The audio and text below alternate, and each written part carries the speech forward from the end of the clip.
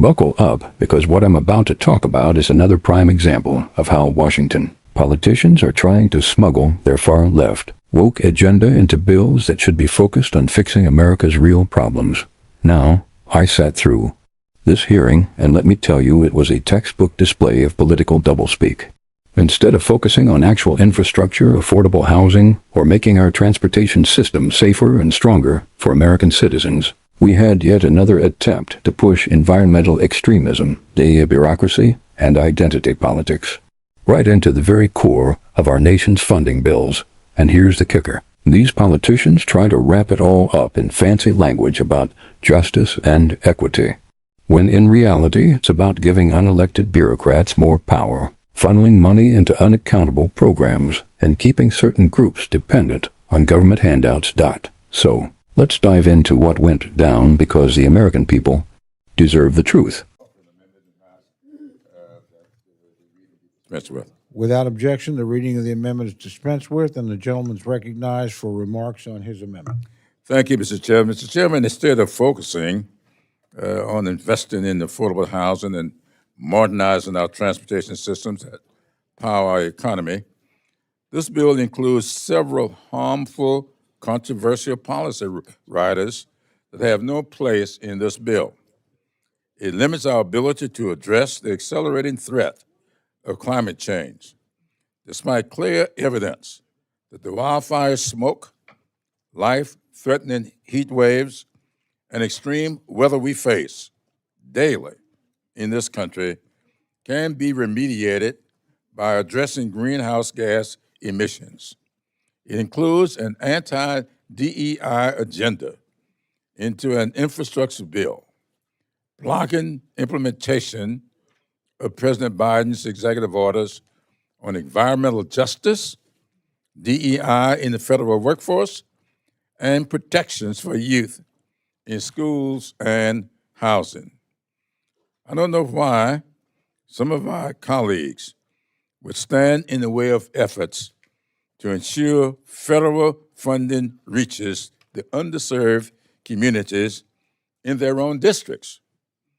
I have said time and time again, Mr. Chairman, that one of the reasons years ago I offered, and this committee accepted, a funding formula that we called 10-20-30.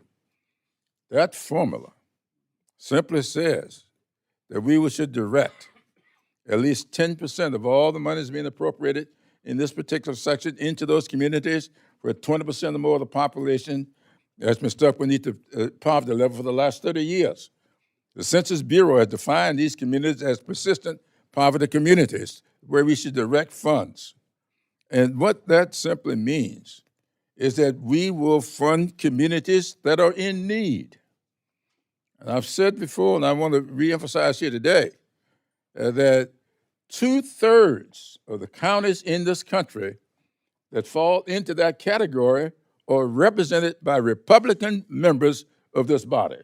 2/3. So this is not anything partisan. This is all about recognizing that we ought to be directing our resources in communities of needs.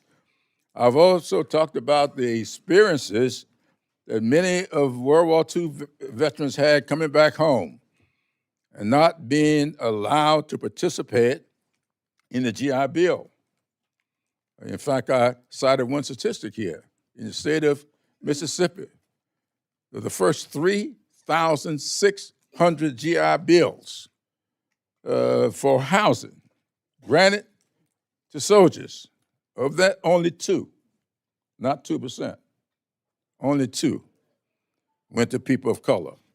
And that's what all of these environmental justice issues, the DEI, directed at trying to correct that problem.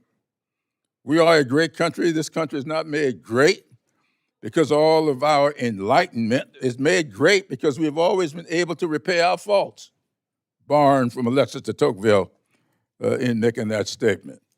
So what we want to do here is fund our nation's needs, and when we can find ways to do it, repair some of the faults that we've had in our great country. That's what makes us great, repairing these faults.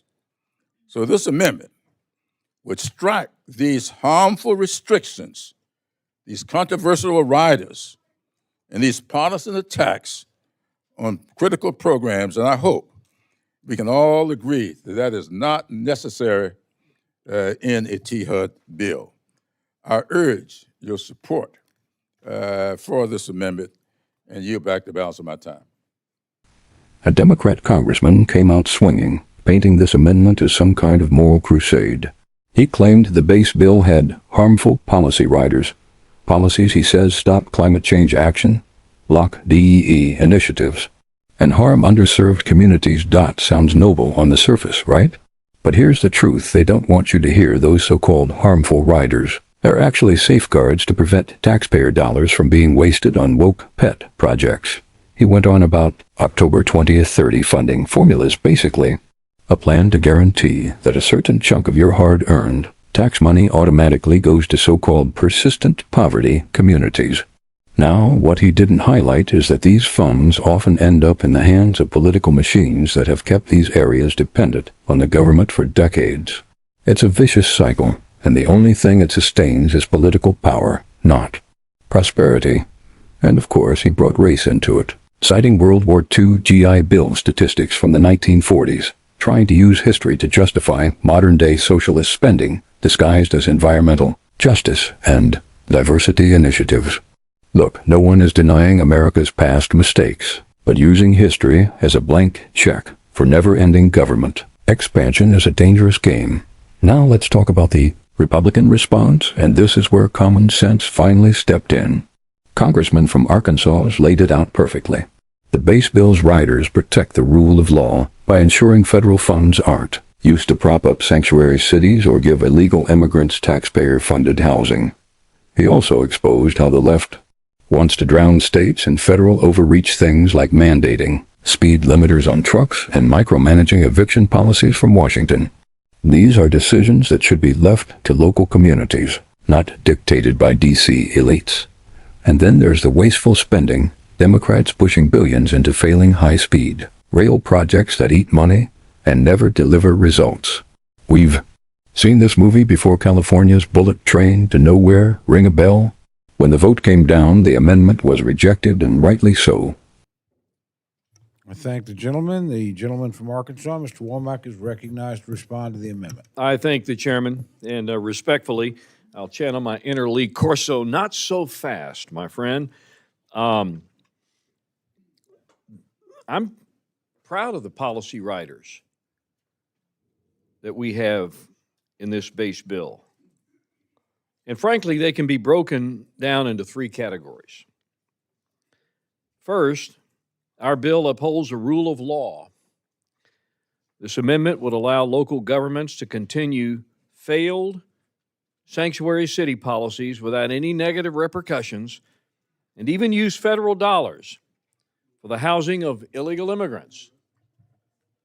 This amendment would do that. Second, our bill scales back federal government overreach and removes unnecessary burdens from the U.S. economy. Whether it be burdensome policies impinging on privacy, placing speed limiters on large vehicles, or directions from Washington on how local and state governments handle evictions, my friends on the other side would rather overregulate than join Republicans in finding what I believe are common sense solutions.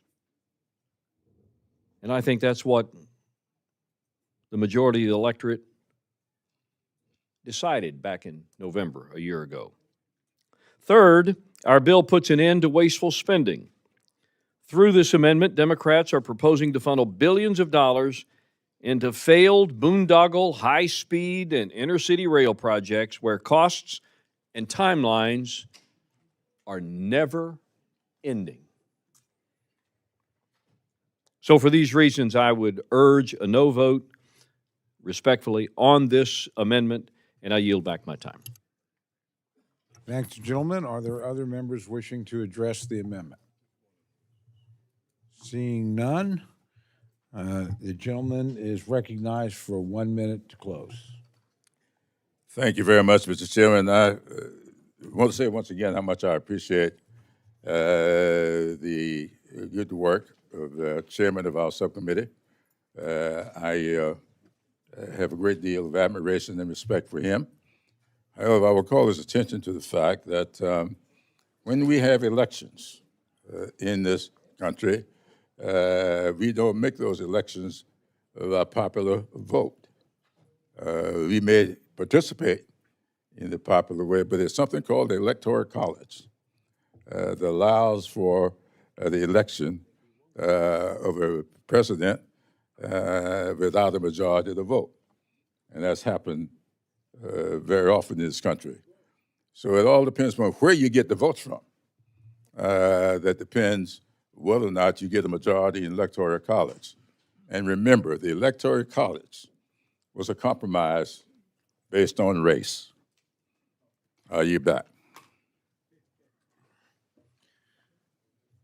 Thank the gentleman. The question is now on the amendment offered by the gentleman from South Carolina. All those in favor say aye. Aye. All those opposed say no. No. The opinion of the chair, the noes have it. And the amendment is not adopted.